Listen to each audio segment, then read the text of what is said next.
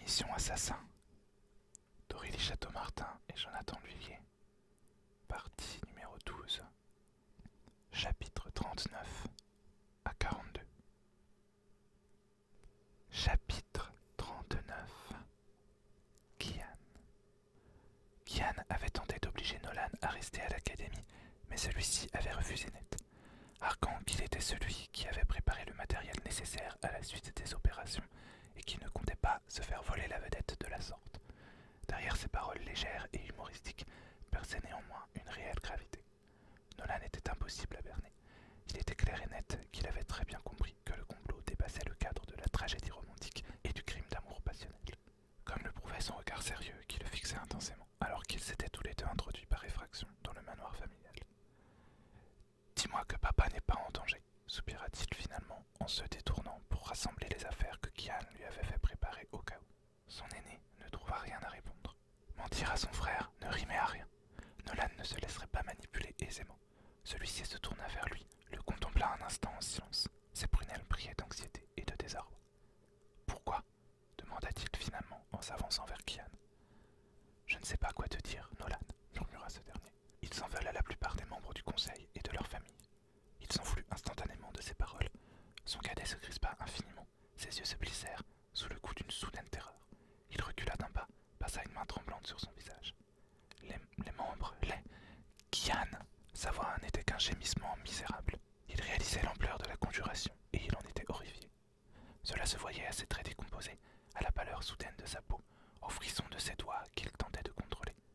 Il déglutit difficilement, puis plongea son regard hésitant dans celui de son aîné. On n'a pas de temps à perdre, alors, et pas le droit à l'erreur.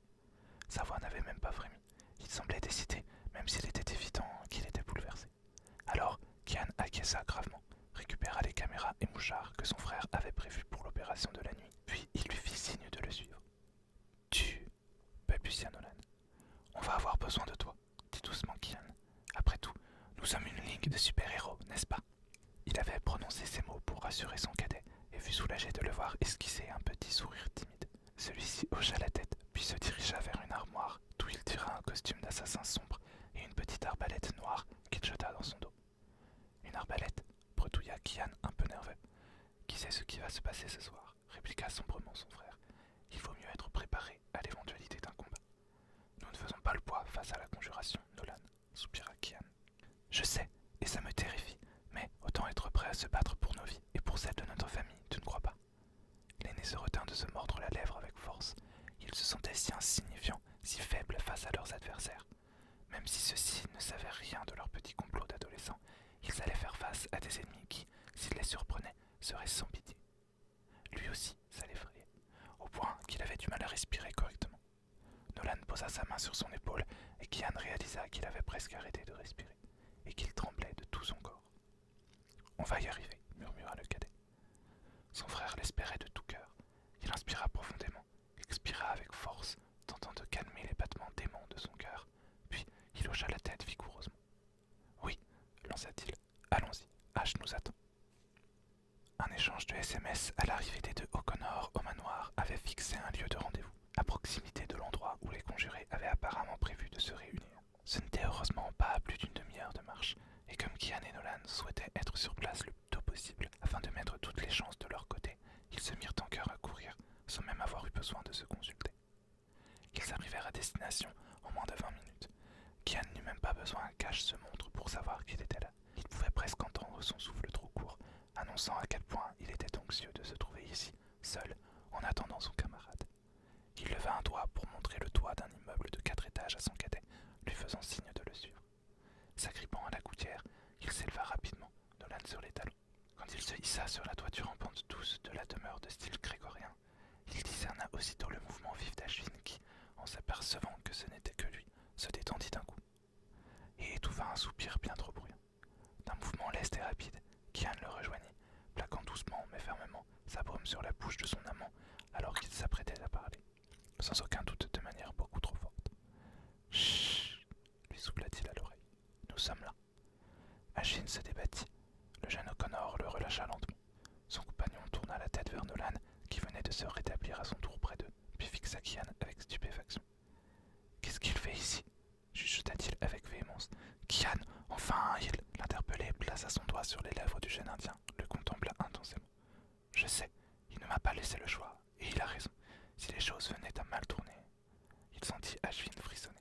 Les choses ne tourneront pas mal, promit Nolan en s'approchant d'eux et en posant une main sur l'épaule de chacun d'eux. Il semblait soudain très assuré, comme s'il était ici parfaitement dans son élément. C'était vrai que l'obscurité, ce genre de contexte de mission, c'était dans les cordes des O'Connor.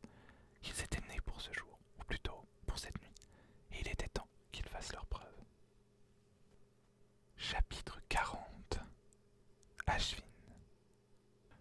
Bien qu'il se soit inquiété de la présence de Nolan, Ashvin devait avouer que celle-ci le rassurait quand même un peu.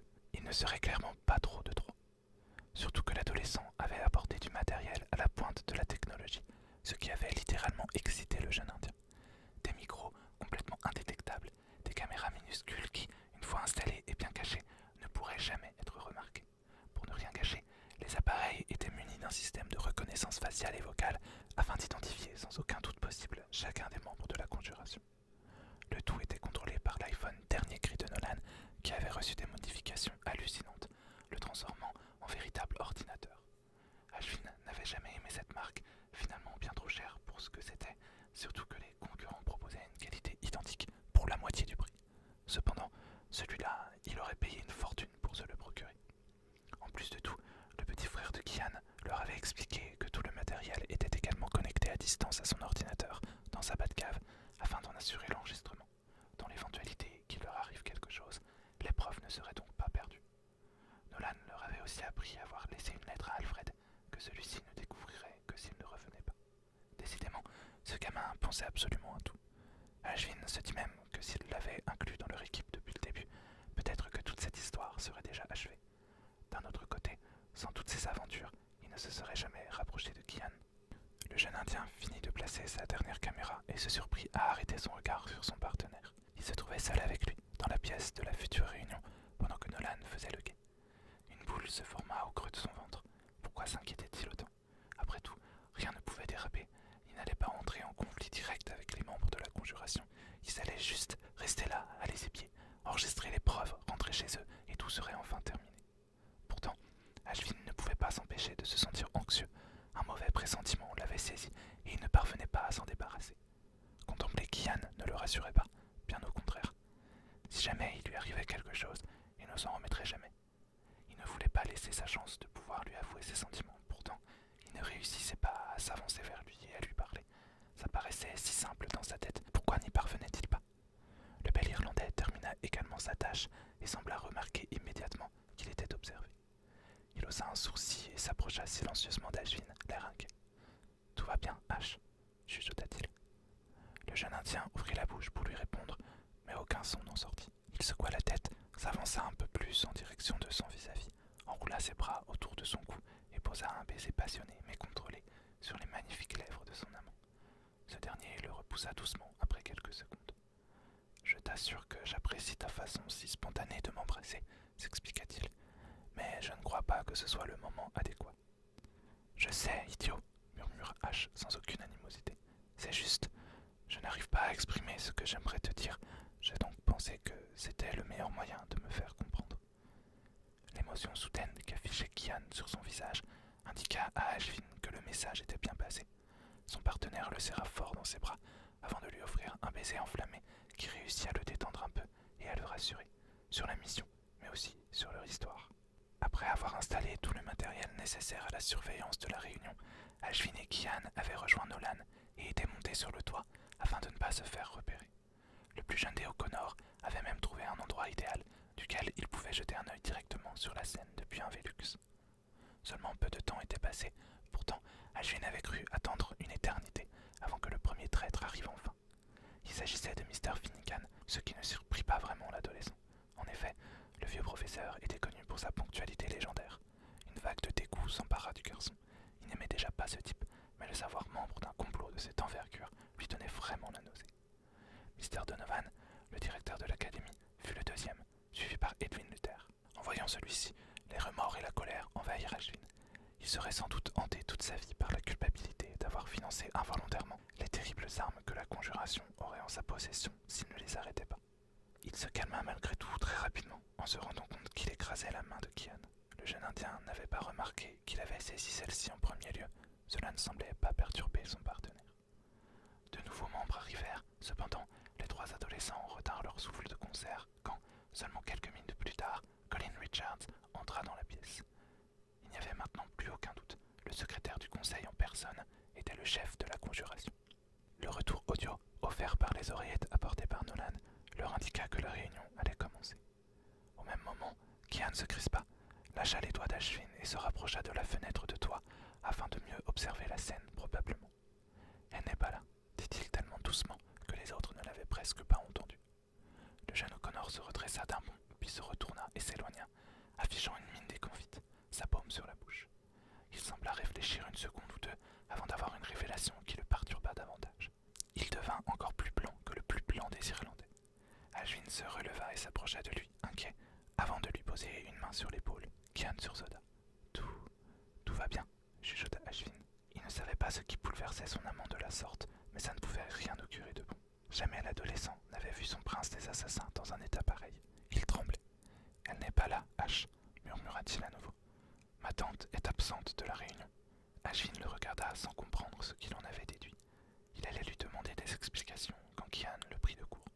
Je dois y aller, déclara-t-il. Ne posez pas de questions et ne me suivez pas. Vous devez absolument rester ici jusqu'à la fin de la réunion. Il embrassa son vis-à-vis sans lui donner le temps de lui répondre. Aussitôt, il tourna les talons et laissa Nolan et Ashwin sur le toit, complètement perdus. Chapitre 41. Kian. Le cœur battant, Kian courait de toutes ses forces en direction de chez lui. Comment avait-il pu ne pas y penser?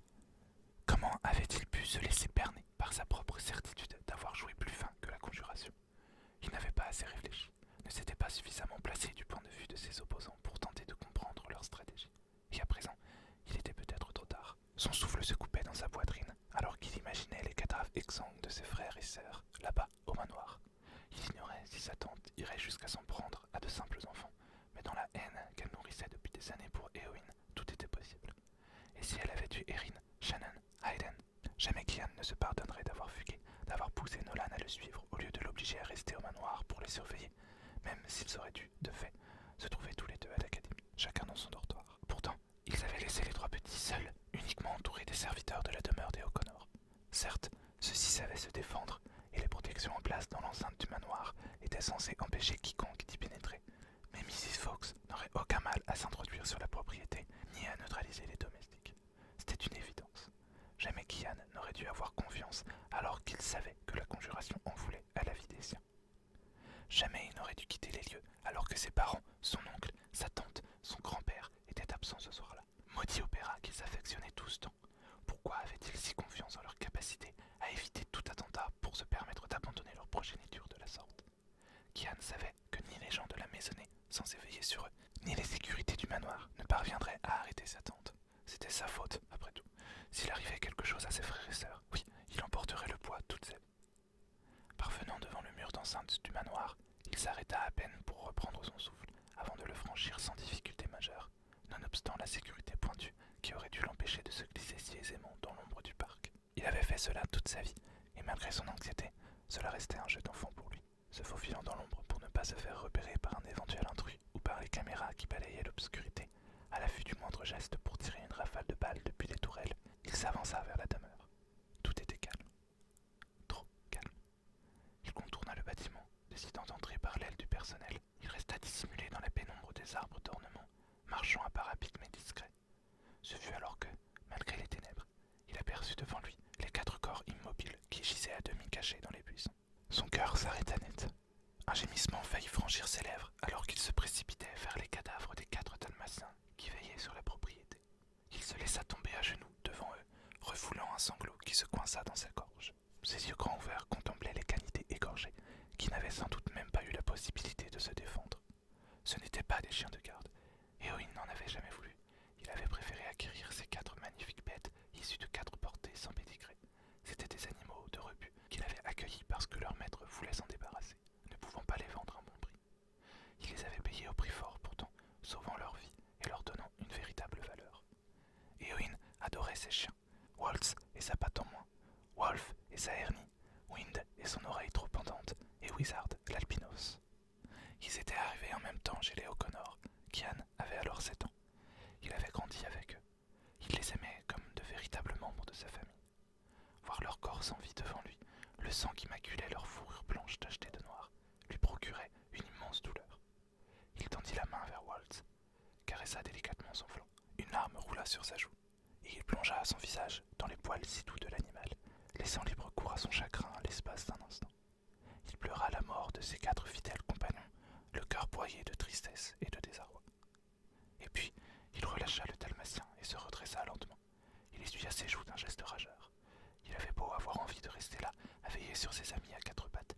Il fallait qu'il s'assure que ses frères et sœurs n'avaient pas subi le même sort, qu'il était encore temps qu'il les sauve, et qu'il défasse les machinations de sa tante.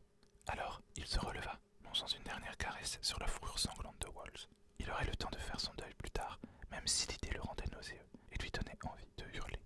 Dans l'immédiat, il avait besoin de se concentrer. Il ne vaincrait pas sa tante s'il n'utilisait pas 100% de ses capacités, déjà qu'il avait de bonnes chances de ne pas en échapper ce soir. Non, il fallait qu'il gagne cette bataille-là, au moins pour les siens. Qu'importait s'il laissait la vie, tant que sa famille était saine et sauve. Il leva les yeux au ciel, aperçut une étoile à travers la voûte des arbres. Il retint un soupir peiné. Il aurait voulu embrasser Ashvin une dernière fois. Cela lui aurait donné du courage, et il en avait bien besoin. Il se mordit la lèvre, refoula ses émotions. Il lui fallait se montrer froid comme la glace, comme une machine de guerre parfaitement huilée, conçue pour blesser, pour tuer. Sa tante ne méritait pas de vivre, et il mettrait fin à ses jours ici et maintenant. Mais d'abord, s'assurer que ses frères et sœurs étaient en sûreté, ce dont il doutait, hélas. Il avait peur, terriblement peur. Il inspira profondément avant de reprendre sa route. Sans un bruit, il entrouvrit la porte de l'aile des domestiques, se glissa à l'intérieur avec agilité. Il contrôlait parfaitement ses émotions à présent. La haine et la colère qui le submergeaient lui serviraient d'armes, pas de béquilles.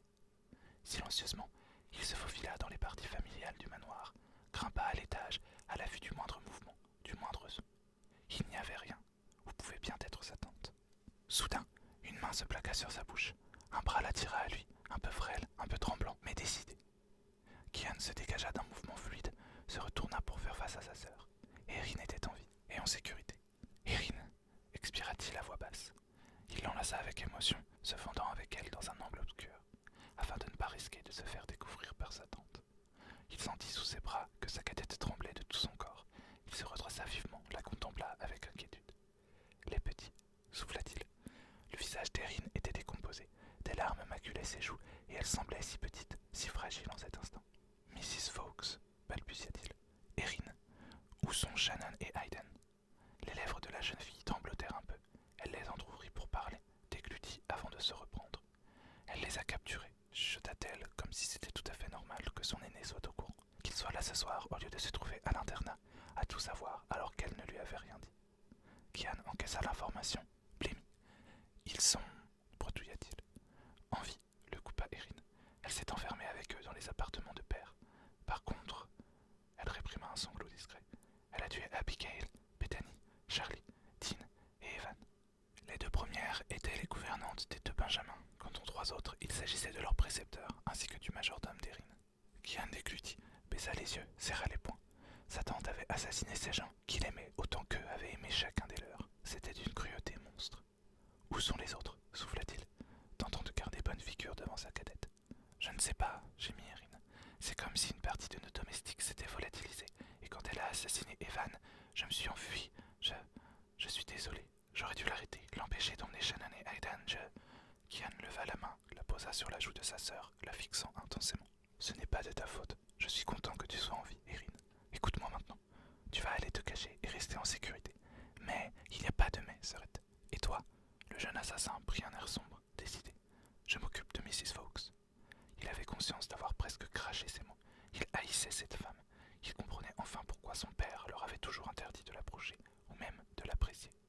Kian, gémit Erin en le suppliant des yeux. Il faut contacter père et maman. Il faut. Elle veut leur mort, pas celle de Shannon et Hayden. La coupa l'aîné. Si nos parents reviennent, elle les obligera à se livrer. Eux, ainsi que grand-père et même Malone et Camille. Nous n'avons pas le choix. Laisse-moi t'aider alors, dit vivement la jeune fille en le fixant avec détermination. Erin, soupira Kian. Laisse-moi au moins tenter de récupérer les petits, de les mettre à l'abri. Après, je te promets, je n'interviendrai pas. Je veillerai sur eux et je les protégerai. jeune assassin prit à peine le temps de réfléchir, puis il expira avec force et acquiesça. « Tu as une idée ?» demanda-t-il. « Oui, tu passes par la porte des appartements de père, tu affrontes notre tante de manière à la divertir. Moi, je m'introduis par la chambre secrète, je m'occupe de les libérer. C'est risqué. Nous n'avons pas le choix. » Chapitre 42. Kian. Kian hocha finalement la tête gravement, acceptant la proposition de sa sœur. « D'accord, Erin, à condition que tu me promettes de faire attention à toi et à la moindre menace, de fuir. »« Oui, jura la jeune fille, je te le promets, Kian. » Elle le contempla intensément, d'un air un peu implorant. « Et toi, promets-moi de ne pas te faire tuer. » Il détourna un peu les yeux, se retint d'expirer vigoureusement une nouvelle fois. « Je vais faire mon possible, Erin. Je ne tiens pas à mourir, tu sais. » Elle lui offrit un sourire tendu. « Je sais, » susurra-t-elle. Elle glissa sa main dans la sienne, la serra avec émotion. « Je tiens à toi, Kian, » murmura-t-elle. L'interpellé sourit avec amertume. « Je sais, Erin, moi aussi je t'aime. » Pris d'une inspiration subite, il se tourna vers elle, fixant son regard dans le sien. « Erin, si jamais il m'arrivait quoi que ce soit... »« Kian !» protesta la jeune fille. « Écoute-moi, tu iras trouver Ashvin et tu lui diras que je l'aime de toutes mes forces, que j'ai rêvé de l'épouser et que j'aurais voulu passer ma vie avec lui. D'accord ?» Visiblement ému, Erin acquiesça en silence. « Et tu diras à Nolan qu'il poursuive ses rêves, qu'il n'abandonne pas ce en quoi il croit pour satisfaire père, tu veux bien ?»« Oui, » chuchota sa cadette. « Juré, Kian, je leur dirai tout ça. Mais tu sais quoi, je crois que c'est toi qui devrais le leur dire. » L'aîné étouffa un pauvre sourire. « Je le ferai, si je le peux, Erin, » dit-il pour lui-même. Il tira sur sa main, l'entraînant à l'étage. La jeune fille avait beau n'avoir que 12 ans, elle possédait déjà les hautes capacités des O'Connor, et elle était d'une discrétion, d'un sang-froid hors du commun. Deux avantages dans leur situation désespérée. Ils finirent par se séparer sans un mot, sur une suite de signes qui suffirent à se comprendre l'un l'autre. Les dés étaient joués. Ne restait plus qu'à neutraliser Mrs. Fawkes et, pour commencer, à sauver Shannon et Hayden. Il attendit d'être sûr que sa sœur avait gagné l'entrée du passage secret. Elle saurait quand intervenir. Il en avait la certitude. Puis, il s'approcha de la porte des appartements de son père d'un geste décidé. Au détour du couloir, il s'arrêta net en découvrant Duncan gisant au sol dans une mare de sang. Une hache d'ornement plantée en plein milieu de la poitrine. Son visage se crispa brutalement alors qu'il contemplait, sans ciller, de ses yeux écarquillés, le cadavre de cet homme qui avait toujours été l'ombre de son père, qu'il considérait comme une autre figure paternelle, qu'il avait toujours connue. Il refoula la vague de souffrance et de désarroi qui le débordait, serra à nouveau les poings, laissa la fureur remplacer la souffrance. Saisissant la hache à deux mains, il s'approcha du seuil de la chambre et l'abattit de toutes ses forces sur la porte des appartements de son père, dans un cri de rage. Le battant se fracassa dans un bruit sinistre. Kian releva l'arme, frappa encore et encore, conscient des pleurs de son frère et de sa sœur de l'autre côté, de la présence de cette femme qui avait osé s'introduire chez lui et s'en prendre au sien, à sa famille. Et chez les O'Connor, la famille, c'était sacré. Elle allait payer pour ses crimes. Enfin, la porte fut suffisamment entaillée pour qu'il n'en reste plus que des lambeaux. Il passa à travers pour se retrouver face à sa tante qui, bras croisés, se tenait devant Shannon et Hayden, tous deux attachés, chacun sur une chaise. Elle fixait son neveu avec une tranquillité qui l'agaça terriblement. « Libère-les !» cracha-t-il. « Immédiatement !» Mrs. Fawkes lui répondit d'un simple sourire ironique. « Il n'y a pas à dire, tu es le digne fils de ton père, Kian, dit-elle d'une voix froide, cassante. « Libère-les !» répéta le jeune assassin d'un ton vibrant de haine. La femme plissa les yeux, puis fit claquer sa langue dans sa bouche. « Vous, les O'Connor, avez cette tendance à penser que tout vous est acquis. Tu veux récupérer ton frère et ta sœur. Très bien, tu devras me tuer pour cela. » Elle eut un sourire cruel. « Tout O'Connor que tu sois, tu n'as cependant pas tes chances. Tu devrais te rendre, Kian. Je ne te veux pas de mal, pas à toi. Tu veux tuer tous les miens, feula l'intéressé avec colère. Même ta propre sœur. » Mrs. Fawkes le fixa avec une soudaine curiosité, s'avança un peu vers lui, abandonna la proximité de ses prisonniers. Du coin de l'œil, Kian vit sa Benjamin s'introduire dans la pièce et se diriger sans bruit vers ses deux cadets. Il ne lui porta pas un regard, se focalisant sur sa mission, détourner l'attention de sa tante suffisamment longtemps pour qu'Erin emporte Shannon et Hayden loin d'ici. « Comment es-tu au courant de cela ?» demanda Mrs. Fawkes alors qu'Erin cisaillait discrètement les liens qui attachaient les deux petits. Elle semblait stupéfaite, mais elle n'avait pas pensé à nier. Apparemment, elle avait conscience que Kian savait des choses qu'il n'aurait pas dû savoir et qu'il ne servait à dissimulé. Le jeune assassin hésita à lui en dévoiler plus, mais Erin avait besoin de temps, et c'était à lui de lui procurer ce temps-là. Je sais tout, répondit-il d'une voix dure. Tout, répéta Mrs. Fox avec un sarcasme qui cachait bien mal sa confusion. Oui. Comment? Kian haussa les épaules. Erin avait délié Hayden, et celui-ci se dirigeait déjà le plus doucement possible vers la porte de la pièce secrète. Peut-être que tu m'as toujours sous-estimé, Elisabeth, dit-il, insistant sur son prénom. Cela sembla la perturber. Elle papillonna des yeux avant de reprendre empire sur elle-même. Peut-être que nous avons tous sous-estimé l'héritier des O'Connor, en effet, rétorqua-t-elle, mordante. Je le savais, pourtant, que nous aurions à t'éliminer, toi aussi. Oh, mais s'il y a une personne qui doit mourir dans cette pièce, ce n'est pas moi, Teddy, répondit Kian avec douceur. Erin avait enfin libéré Shannon, et elle l'avait attrapé par la main pour l'emmener à son tour vers la sortie. Mrs. Fox éclata de rire. Tu ne possèdes pas seulement l'aplomb et l'assurance des O'Connor, mon enfant. Tu en as aussi la morgue et l'arrogance. Tu ne fais pas le poids face à moi. Plus que quelques pas, et Erin et Shannon seraient en sécurité. Kian lança un regard dans leur direction sans le vouloir. Aussitôt, sa tante se tourna vers ses otages pour s'apercevoir de leur fugue. Dans un rugissement de colère, elle se précipita vers eux. Non, cria-t-elle. Erin tira vivement sur l'épaule de sa sœur, la projetant presque dans la pièce secrète. Elle s'y jeta avant d'en refermer la porte, la claquant au nez d'une Mrs. Fox furibonde. Non, répéta celle-ci dans un hurlement de dépit. Ses deux poings s'abattirent sur le mur, derrière lequel elle n'aurait jamais pu deviner la présence de cette porte dérobée. Elle bouscula une pile de livres sur une étagère, un vase sur une commode à proximité, qui s'écrasa, répandant sur le tapis de soie l'eau et les fleurs éparpillées. Puis elle se tourna vers son neveu, ses yeux écarquillés par la rage. « Tu vas payer, mon garçon !» cracha-t-elle d'une voix où perçait la haine. « Je te tuerai, puis je partirai en chasse, et j'abattrai chacun des habitants de ce manoir. À commencer par tes chers frères et sœurs.